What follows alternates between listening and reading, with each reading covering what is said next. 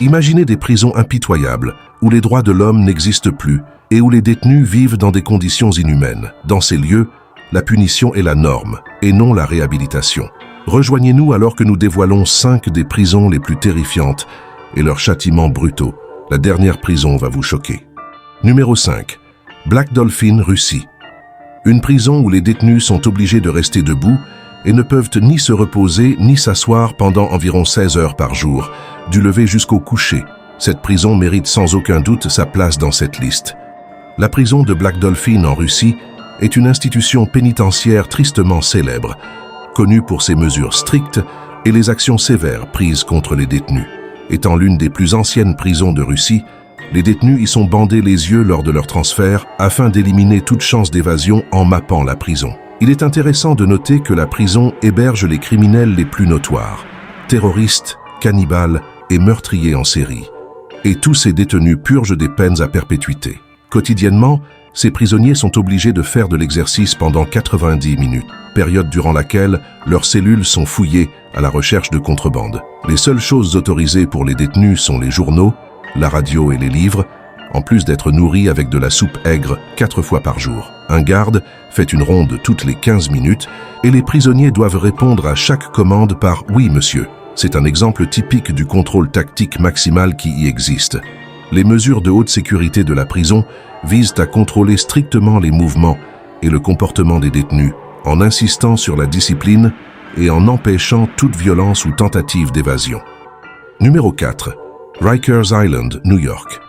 Le niveau de violence et d'abus qui se déroule à la prison de Rikers Island à New York a mis l'établissement sous un énorme examen, avec plusieurs jugements prononcés contre le gouvernement de New York. L'une des pratiques les plus tristement célèbres à Rikers est la fouille à nu, où les personnes arrêtées, même pour des délits mineurs, sont forcées de se déshabiller et soumises à des fouilles corporelles approfondies qui peuvent durer des heures. Il est également important de noter l'utilisation de détenus, en particulier des adolescents et des jeunes, comme exécutants. Cette pratique est subtilement encouragée par les gardiens et les officiers de correction, les exécutants étant utilisés pour intimider, attaquer et soumettre d'autres détenus à des activités et des punitions inhumaines.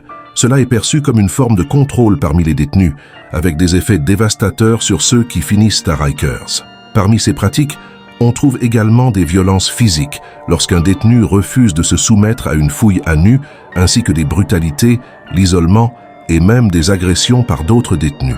Les punitions strictes et extrêmes infligées par les gardiens ont souvent conduit à la mort de certains détenus. Ces dernières années, des efforts ont été entrepris pour réformer ou même fermer Rikers Island en raison de son histoire troublée. Les défenseurs de la réforme de la justice pénale plaident pour des alternatives à l'incarcération et des améliorations des conditions de détention. Numéro 3. Prison de Pollsmoor, Afrique du Sud. La violence qui règne au sein de la prison de Pollsmoor au Cap, en Afrique du Sud, est sans égale. La hiérarchie et les groupes de gangs à l'intérieur de la prison déterminent si un détenu survit ou non. En raison des conditions désespérées, plusieurs détenus ont tenté de s'échapper.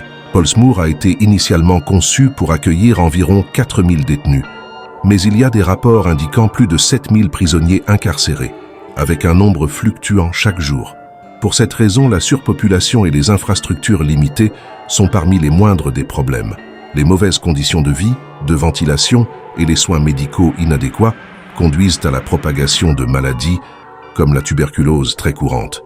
Jusqu'à 40 détenus partagent une cellule avec des lits superposés, souvent doubles ou triples. En présence de groupes de gangs, des émeutes éclatent fréquemment, impliquant à la fois les détenus rivaux et parfois même le personnel pénitentiaire. Depuis l'incarcération et la libération de l'ancien président sud-africain Nelson Mandela, diverses organisations de défense des droits de l'homme ont critiqué Pollsmoor pour son traitement des détenus, attirant l'attention sur des problèmes de maltraitance et de négligence.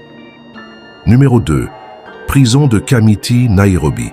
Des rapports ont indiqué que des prisonniers de la prison de Kamiti sont morts en raison de mauvaises conditions sanitaires et de maladies. En 2009, une épidémie de choléra dans la prison a entraîné la mort d'au moins 8 détenus.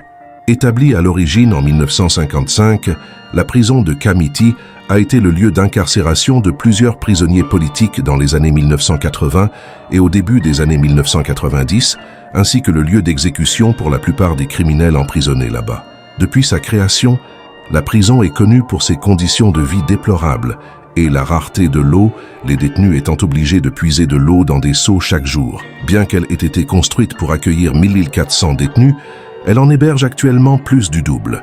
À l'intérieur de la prison, les détenus sont confrontés à des actes de violence déshumanisants, tels que des viols et des passages à tabac brutaux par les gardiens. Heureusement, les conditions de vie se sont légèrement améliorées depuis l'intervention du gouvernement en 2002, mais elle reste l'une des prisons les plus tristement célèbres au monde. Numéro 1. Camp 22, Corée du Nord. En matière de traitement sévère, de capitalisme et d'autorité totale, la Corée du Nord a déjà une réputation bien établie. Cependant, la situation s'aggrave lorsqu'on évoque la prison de sécurité maximale du pays, le camp 22 ou camp de concentration de Haenyong en Corée du Nord, tristement célèbre pour son extrême secret et ses traitements brutaux envers les détenus.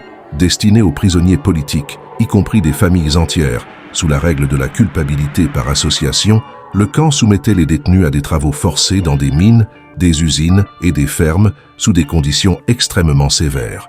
Même les gardiens et le personnel pénitentiaire ont parfois été victimes de ces mauvais traitements. Les témoignages de déserteurs et les images satellites ont révélé une brutalité généralisée, incluant des abus physiques, des tortures et des exécutions. Les détenus souffraient de malnutrition, de maladies et d'un accès insuffisant aux besoins de base, comme la nourriture et les soins médicaux, ce qui entraînait des taux de mortalité élevés. Les conditions de vie au camp 22 étaient terribles, marquées par une surpopulation sévère et une isolation totale du monde extérieur. La torture psychologique, incluant des menaces et l'obligation de témoigner des punitions infligées aux autres détenus, venait s'ajouter aux souffrances physiques. Bien que des rapports aient annoncé sa fermeture en 2012, le statut exact du camp 22 reste incertain, mais il demeure un symbole frappant des graves violations des droits de l'homme au sein du système carcéral nord-coréen.